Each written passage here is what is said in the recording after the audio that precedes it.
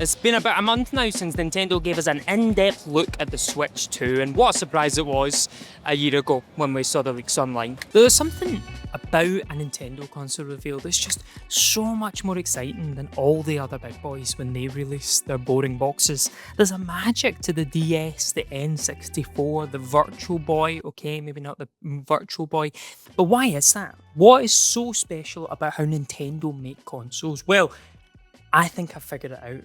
But first, I have to ask you a question. What was the very first Nintendo console? Easy question, right? It was the Nintendo Entertainment System, or Famicom if you're a weep. But that's not how Nintendo sees it. Because when doing press rounds to introduce the world to the Switch back in 2017, Yoshiaki Koizuma would ask that very question and then reveal these.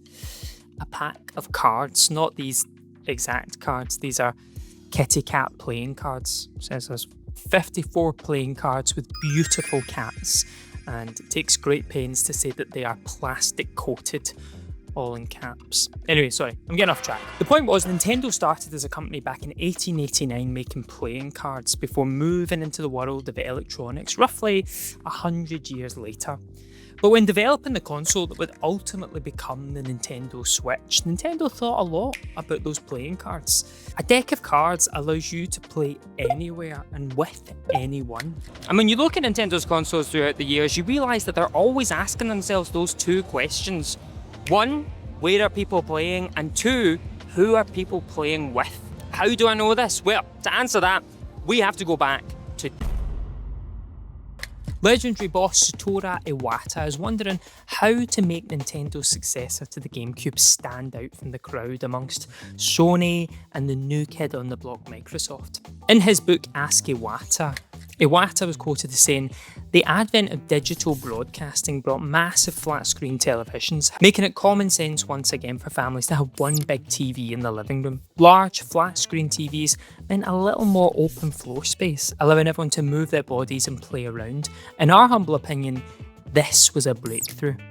It's genius. So, taking those 2 points on board, Nintendo forged an experience that thrived in the open space offered by a flat-screen TV and focused on games that encouraged approachable multiplayer experiences for everyone in the room that would attract people who'd never played a game in their life. And boom, before you know it, you're playing Wii Sports with your gran and destroying her in front of all your other me's at the bowling alley.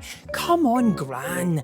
All you do is fall down all day, every day. You need to pass that energy into the pins. And look, this is only an account of how the Wii was made, but I do think when you look back at Nintendo's history of consoles and the consoles that came out after the Wii, you can see that they're always asking themselves those same two questions. Even back in the NES was launched in America not long after E.T. had destroyed the gaming market in the West with the games crash of 1983. Never trust anyone that looks like a walking ball sack. That's what my gran always said, and it's why we didn't believe her in her old age, which was a real shame because it turns out there actually was a fire. So Nintendo had to think outside of the box if they wanted to Trojan horse their Italian plumber made of pixels into the homes of millions. So they asked themselves, where would people be playing our new console? And of course, it was a traditional 80s living room, but no one wanted a video games console. But I tell you what they did want, a VHS player. What to do on screen. You can even use a phone to program this VCR. My parents don't need me anymore. They got a Panasonic VCR too, huh? If it's Panasonic, it's easy to program. So Nintendo said to themselves, why don't we just disguise our console as a VHS player, call it an entertainment system, make it so that the games slide in like tapes? So that's one question answered, but what about the second? Who would people be playing the NES with? Well, this is the 80s, basically the future. So how about a robot? Rob, the robotic operating buddy, was sold with the NES and promised to be the AI player too we had always dreamed of. In the end, he worked with about 2 games and was quietly discontinued. But a survey of 200 NES owners showed that the most popular reason given for buying an NES was because children wanted the robot. You hear that? Children wanted the robot. Children wanted this thing. Children wanted this wee guy in their house to play games with, even though he only worked with about 2 games. and was shite. So there you have it, Nintendo answered those 2 questions and the NES goes on to become a classic. Now, the Wii U is, by some stretch, the worst selling console Nintendo have ever made, although, hilariously, there's no entry on the official website for the Virtual Boy. But ultimately, the Wii U was a disaster of marketing and optics that innovated by being the world's first games console that was completely invisible to general audiences. I mean, I think it explains why the Switch 2 is acting like such a basic bitch with that big ass 2 taking up all of the logo. Right, we get it, you are the second coming, right? You wouldn't see Jesus with a big tacky 2 nailed into him, would you?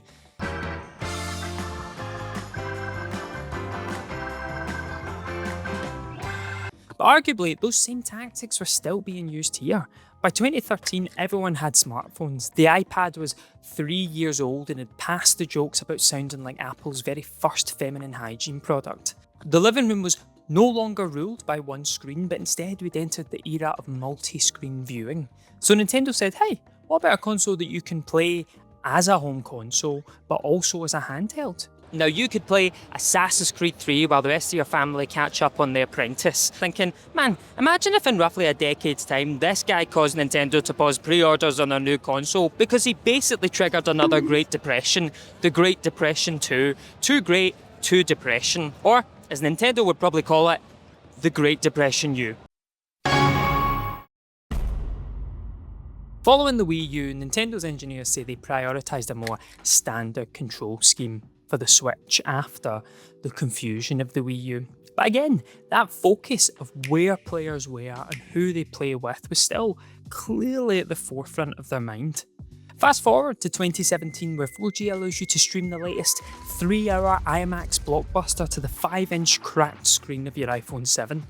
Nintendo realised it was high time that the AAA blockbuster gaming experience had to be available on the go too. But if you're out and about, you could be playing with anybody. Well, exactly. So how about we design a controller that can be effectively split into 2 and effectively stolen on the bus when you ask someone if they want to play Mario Kart with you. I was just trying to make friends like Nintendo wanted, officer.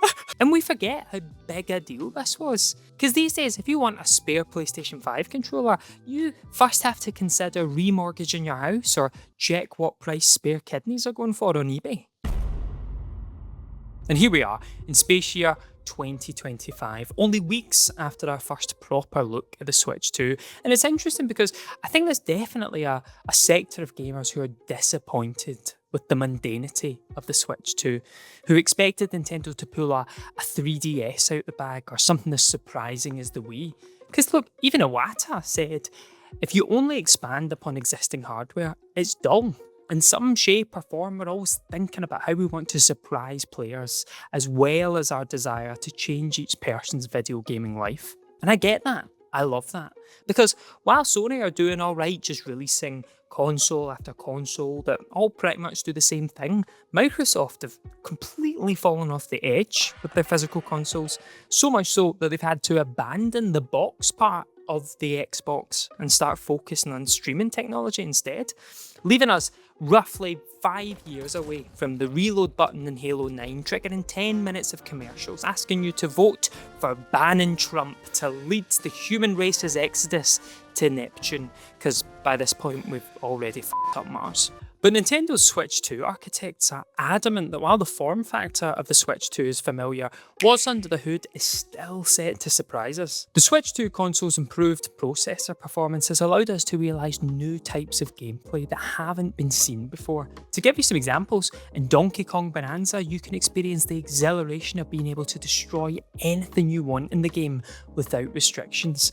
In Mario Kart World, all courses are now connected seamlessly in a single world, so you can drive from one course to the next. After considering new ideas, we decided it would be best to just keep the Switch's existing design and not make any changes for change's sake. But ultimately, with the Switch 2, I do think Nintendo have asked themselves those same 2 questions. It's just the where of where we play games hasn't really changed. But interestingly, post-pandemic, the way we interact with friends and family has changed, and boom, here's Game Chat. So I think it's unfair to say that the Switch 2 is just a bigger Switch. Now, I'm not hugely excited about Game Chat, but it's hard to deny that it's a welcome evolution that I think a new, younger generation of gamers will love. And there's still mad Nintendo stuff under the hood, like, look at the mouse support. I love that. Ultimately, I just love that something as unique as Wii Bowling and as mad as the 3DS came about by Nintendo asking themselves those same two questions each and every time they set out to develop a console. And as long as they continue to ask themselves those questions, I think Nintendo will be making classic consoles for years to come. God bless that company. And hey, even if the Switch 2 does turn out to be just a more powerful Switch, I'm alright with that. No one's complaining about playing cards. And how long have they been kicking about? And I don't think anyone's thought about developing playing cards 2. Although, trust gamers, they'd announce playing cards 2 and then everyone would immediately be like, oh, where's playing cards 3? Announce playing cards 3. Hashtag playing cards 3 confirmed. I don't mean to make presumptions, but you are all like that. Including me.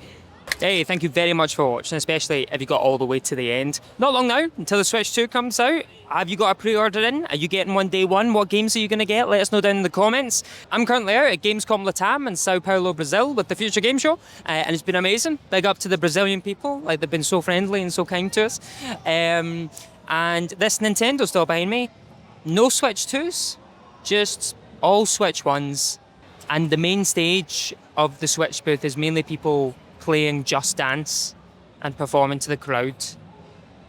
And let me tell you that's not what I wanted from this stall. It's not what I wanted. Oh well, have a good time. Love you guys. Bye.